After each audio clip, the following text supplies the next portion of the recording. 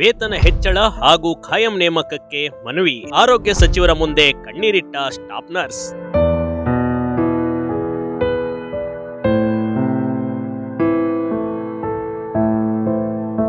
ಹೀಗೆ ಆರೋಗ್ಯ ಸಚಿವರ ಮುಂದೆ ಕಣ್ಣೀರಿಡುತ್ತಿರುವ ಮಹಿಳೆ ಗುತ್ತಿಗೆ ಆಧಾರದ ಮೇಲೆ ಕೆಲಸ ಮಾಡ್ತಿರುವ ಸ್ಟಾಫ್ ನರ್ಸ್ ಕಣ್ರಿ. ಕಳೆದ 17 ವರ್ಷದಿಂದ ನಿಯತ್ತಾಗಿ ಕೆಲಸ ಮಾಡ್ತಾ ಇದ್ರು ಆಕೆಯ ಸಂಬಳ ಮಾತ್ರ ಬರೀ 17,000 ಮಾತ್ರ ಇರೋದು ಅಂತ ದುಃಖಿಸುತ್ತಿದ್ಲು. ಇವತ್ತು ನಮ್ಮ ಸಕಲೇಶ್ಪುರದ ತಾಲೂಕು ಆಸ್ಪತ್ರೆ ಇದಕ್ಕೆ ಒಂದು ಇತಿಹಾಸ ಇದೆ. ಇಲ್ಲಿ ಬಂದು ನಾವು ಇವತ್ತು ಪ್ರಗತಿ ಪರಿಶೀಲನೆ ಮಾಡಿದ್ದೇವೆ. ಬಹುತೇಕ ಒಂದು ಅತ್ಯುತ್ತಮವಾದ ಆಸ್ಪತ್ರೆ ಆಗಿದೆ ಅಂತ ಬಹಳ ಹೆಮ್ಮೆ ನನಗೆ ಎನಿಸ್ತದೆ. ಯಾಕಂತೇಳಿ ಸುಮಾರು 80-85 ಇವತ್ತು ಡೆಲಿವರಿಗಳು, ಇವತ್ತು 110ಕ್ಕಿಂತ ಜಾಸ್ತಿ ಇವತ್ತು ಆಪರೇಷನ್ ಆಗುವಂಥದ್ದು ಎಲ್ಲ ಕೇಸ್ಗಳು, ಮತ್ತು ಬೆಡ್ ಕೂಡ ಇವತ್ತು 100 ಬೆಡ್ ಇದ್ರೂ ಕೂಡ 110-115 ಯಾವ್ದು ಪೇಷಂಟ್ಗಳು ಇರುವಂಥದ್ದು. ಇದೆಲ್ಲ ಕೂಡ ಒಂದು ರೀತಿಯಿಂದ ಇವತ್ತು ಒಂದು ಉತ್ತಮವಾದ ಒಂದು ಆಸ್ಪತ್ರೆ. ಈ ಆಸ್ಪತ್ರೆಯಲ್ಲಿ ಇನ್ನಷ್ಟು ಅತ್ಯುತ್ತಮವಾಗಿ ಸೇವೆ ಇವತ್ತು ಕರುವಂಥದ್ದು ಮತ್ತು ಜನರನ್ನು ಮತ್ತು ಆಸ್ಪತ್ರೆಯಿಂದ ಹತ್ತಿರಗೊಳಿಸುವಂಥದ್ದು. ಜನರಿಗಿರುವಂಥ ಕೆಲವೊಂದು ಸಣ್ಣ ಪುಟ್ಟ ವೆಚ್ಚ ನೋವು ಏನಿದೆಯಾ ಅದನ್ನೆಲ್ಲ ಹೇಗೆ ಬಗೆಹರಿಸಬೇಕಂದ್ರೆ ಅವರಿಗೆ ನಾವು ಬಹಳ ಸ್ಪಷ್ಟವಾಗಿ ನಾವು ಇವತ್ತು ಹೇಳಿದ್ದೇವೆ. ಅದಕ್ಕಾಗಿ ನಾವು ಒಂದು ಕುಟುಂಬದ ರೀತಿ ನಾವು ಕೆಲಸ ಮಾಡಿಕೊಂಡು, ಅದು ಜನಪ್ರತಿನಿಧಿಗಳು, ಆರೋಗ್ಯ ಇಲಾಖೆಯ ಡಾಕ್ಟರಿಂದ ಸಿಬ್ಬಂದಿ, ಡಿ ಗ್ರೂಪ್ ನೌಕರವರೆಗೂ ಕೂಡ ಕುಟುಂಬದ ರೀತಿ ಕೆಲಸ ಮಾಡಿಕೊಂಡು ನಾವು ಜನರ ಸೇವೆ ಮಾಡಲಿಕ್ಕೆ ನಾವೆಲ್ಲರೂ ಕೂಡ ಸೂಚಿಸಿದ್ದೇವೆ.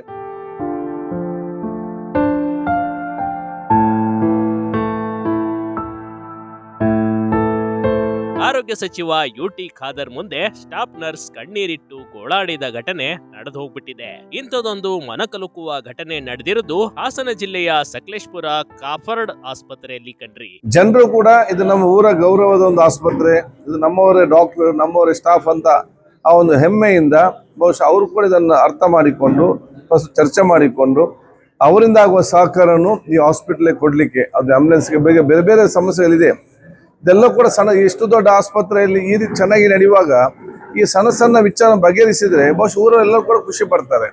ಅದು ಯಾವ ರೀತಿ ಅದನ್ನು ಮಾಡ್ಬೇಕಂತೆಲ್ಲ ಬಹಳ ಸ್ಪಷ್ಟವಾಗಿ ನಾವು ಇವತ್ತು ಹೇಳಿದ್ದೇವೆ. ಮತ್ತು ನಮ್ಮ ವೈದ್ಯರು ಏನು ಇವತ್ತು ನಮ್ಮ ಕೆಲವೊಂದು ಕೊರತೆ PSC ಇದೆಯಾ ಅದನ್ನೆಲ್ಲ ನೇಮಕಾತಿ ಮಾಡಿ ವಿವಿಧವಾದ ನಾವು ಒಂದು ಪ್ಲಾನ್ ಅನ್ನು ಕೂಡ ನಾವು ಇವತ್ತು ಮಾಡಿದ್ದೇವೆ.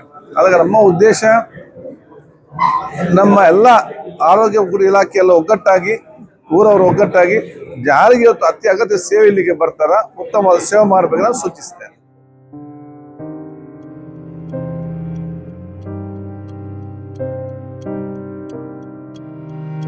ಇಲ್ಲಿನ ಆಸ್ಪತ್ರೆಯಲ್ಲಿ ಪ್ರಗತಿ ಪರಿಶೀಲನಾ ಸಭೆ ನಡೆಯುತ್ತಿತ್ತು. ಈ ವೇಳೆ ಸ್ಟಾಫ್ ನರ್ಸ್ ತನ್ನ ಅಳಲನ್ನ ಈ ರೀತಿ ತೋಡ್ಕೊಂಡಿದ್ದಾಳೆ. ನಮಗೂ ವಯಸ್ಸಾಗ್ತಿದೆ, ಮಕ್ಕಳು ದೊಡ್ಡವರಾಗ್ತಾ ಇದ್ದಾರೆ, ಮಕ್ಕಳ ವಿದ್ಯಾಭ್ಯಾಸ, ಮನೆಯ ನಿರ್ವಹಣೆ ಕಷ್ಟವಾಗ್ತಾ ಇದೆ ಕಣ್ರಿ. ಕಳೆದ 17 ವರ್ಷದಲ್ಲಿ ಯಾವುದೇ ಸಂಬಳ ಏರಿಕೆ ಆಗಿಲ್ಲ, ಇದರ ಬಗ್ಗೆ ಗಮನ ಹರಿಸಿ ಅಂತ ಕೇಳ್ಕೊಂಡಿದ್ದಾಳೆ ನೋಡಿ.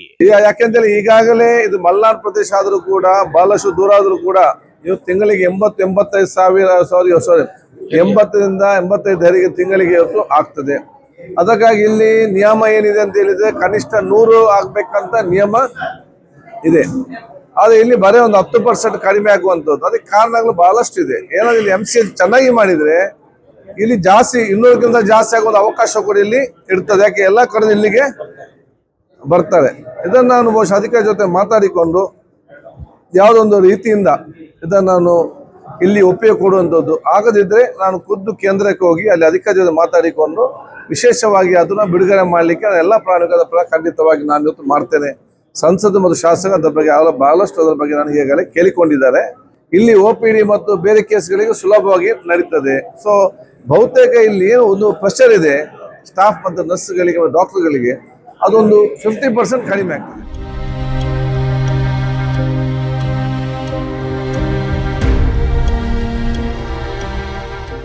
ತಾಯಿ ಮಕ್ಕಳ ಭಾಗ್ಯದಲ್ಲಿ 13 ವರ್ಷ ಸೇವೆ, ವೇತನ ಮಾತ್ರ ಏರಿಕೆ ಆಗಿಲ್ಲವೆಂದು ಕಣ್ಣೀರು. ಹೌದು, ಈ ಸ್ಟಾಫ್ ನರ್ಸ್ ತಾಯಿ ಮಕ್ಕಳ ಭಾಗ್ಯದಲ್ಲಿ ಕಳೆದ 13 ವರ್ಷದಿಂದ ಸೇವೆ ಸಲ್ಲಿಸಿದ್ರು ವೇತನ ಏರಿಕೆಯಾಗಿಲ್ಲ ನೋಡಿ. ಕೇವಲ ಕಳೆದ ಸರ್ಕಾರ ಭರವಸೆಯಲ್ಲಿ ಖಾಯಂ ನೌಕರಿ ಆಗುತ್ತದೆ ಅಂತ ಸೇವೆ ಮಾಡ್ತಾ ಇದೀವಿ, ಆದ್ರೆ ನಮ್ಮ ಆಸೆ ಈಡೇರ್ತಿಲ್ಲ ಅಂತ ನರ್ಸ್ ಬೇಸರ ವ್ಯಕ್ತಪಡಿಸಿದ್ದು ಹೀಗೆ.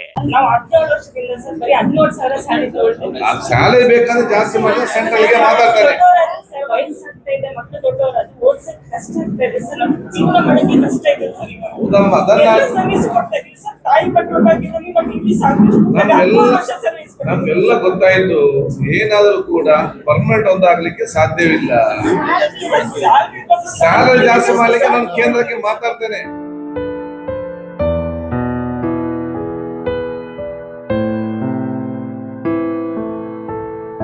ಇದನ್ನ ಕೇಳಿದ ಯುಟಿ ಖಾದರ್, ನೀವೆಲ್ಲ ಗುತ್ತಿಗೆ ಆಧಾರದ ಮೇಲೆ ಕೆಲಸ ಮಾಡ್ತಿರುವ ನರ್ಸ್ಗಳು, ಅದೇ ಖಾಯಂ ನೌಕರಸ್ಥರು ಆಗಿದ್ದರೆ ಇಷ್ಟೊತ್ತಿಗಾಗ್ಲೇ ಸಂಬಳ ಹೆಚ್ಚಾಗ್ತಿತ್ತು ಅಂತ ಹೇಳ್ಕೊಂಡ್ರು. ಆದ್ರೆ ಈ ಬಗ್ಗೆ ಕೇಂದ್ರಕ್ಕೆ ಮನವಿ ಮಾಡಿ ಸೂಕ್ತ ಪರಿಹಾರ ಕೊಡಿಸ್ತೀನಿ ಅಂತ ಭರವಸೆ ನೀಡಿದ್ದಾರೆ. ಇದು ಕೇವಲ ಓರ್ವ ಸ್ಟಾಫ್ ನರ್ಸ್ ಸಮಸ್ಯೆ ಅಲ್ಲ. ಈ ರೀತಿ ನಮ್ಮ ರಾಜ್ಯದಲ್ಲಿ ಸೇವಾ ಆಧಾರದ ಮೇಲೆ ಅವರನ್ನ ಖಾಯಂ ಮಾಡಿಕೊಳ್ಳಬೇಕಾಗಿದೆ. ಸರ್ಕಾರ ಈ ಬಗ್ಗೆ ಗಮನ ಹರಿಸುತ್ತಾ ಅಂತ ಕಾದ್ ನೋಡ್ಬೇಕಷ್ಟೇ. Big TV Karnataka, Hassan.